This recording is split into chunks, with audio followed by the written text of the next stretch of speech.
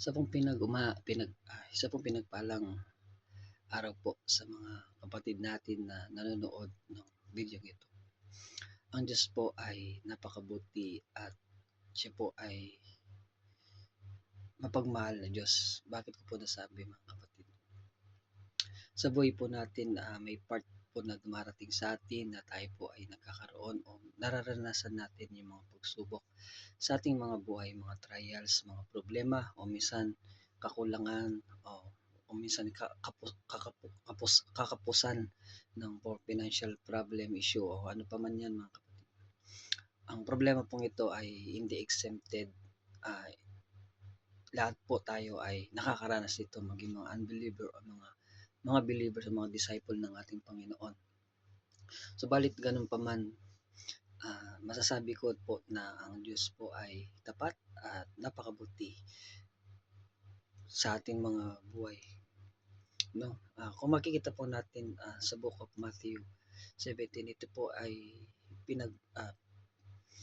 nilintulad ng salita ng Diyos. Nilintulad, kung mababasa natin sa salita ng Diyos, ang isang butil na mustasa. Ito ay tungkol po sa ating pananampalataya o yung pagtitiwala o yung faith natin ay inilintulad sa isang pinakamaliit na mustasa. Napakabuti ng Diyos kasi hindi po siya nag-require ng napakalaking pananampalataya para yung imposible ay para yung imposible ay magiging posible sa atin sa pamamagitan ng ating Panginoon.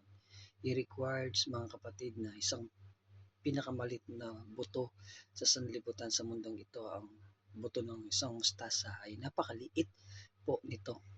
Sabi po ng salita ng ating Panginoon, kung meron daw po tayong pananampalataya na kasing liit ng buto ng isang mustasa, ito po ay magagawa niyang posible ang imposible.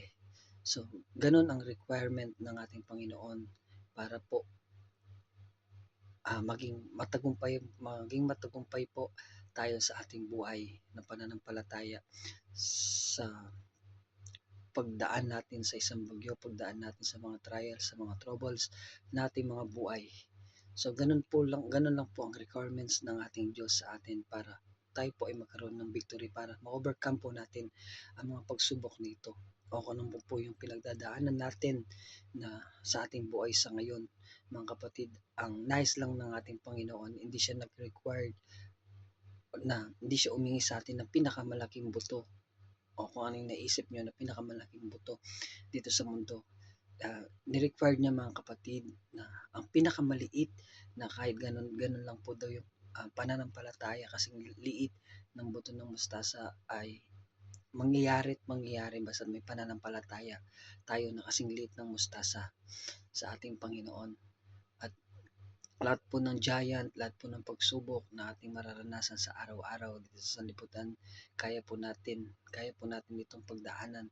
Pagkat sabi nga kung babasahin po natin doon, kaya niyang ilipat yung bundok na sa ganung pananampalataya kasi late ng pananampalataya. So hindi naman siya literally na bundok talaga na kayang ilipat. So means ang bundok po na sinasabi sa Book of Matthew na tulad ng pagsubok, mga pinagdadaanan natin, trials, o mga testing sa ating buhay, mga troubles, yun po yung sinasabi na bundok ng ating mga buhay. So, yung kala mo na wala ng pag-asa, so, magkakaroon ng pag-asa kahit po ang pananampalataya natin ay isang pinakamaliit na buto ng mustasa. At yun lang po mga kapatid, isa pong pinagpalang araw po sa bawat isa. Huwag niyo pong kalimutan mag-like at mag-share at please subscribe to my YouTube channel para po updated kayo sa aking mga videos. God bless po.